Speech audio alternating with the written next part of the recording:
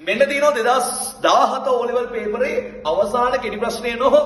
25 වෙනි කෙටි ප්‍රශ්නය ලකුණු දෙකක් හැමදේම විභාග වලට අහනවා පුතේ සරල රේඛීය ප්‍රස්ථාර වලින් කෙටි ප්‍රශ්නයක් අපිට කියන්නේ මෙන්න මෙහෙම දීලා අනුක්‍රමණය සොයන්නලු අනුක්‍රමණය හොයන්න නම් අපි දැනගන්න ඕනේ ඛණ්ඩාංක දෙකක් එයාලා දීලම දිනන ඛණ්ඩාංක දෙකක් මේ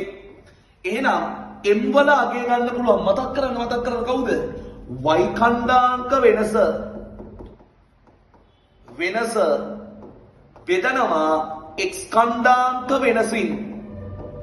වෙනස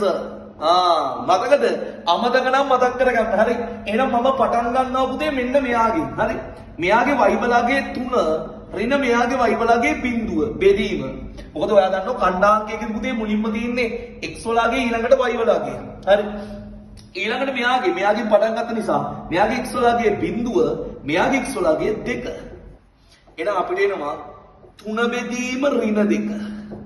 3 බෙදීම ඍණ 2 කියලා එනවා එහෙනම් අපිට මෙන්න මෙයාගේ අනුක්‍රමණය එනවා හරි ඍණ 3 බෙදීම 2 කියලා ඍණ 3 බෙදීම කීයද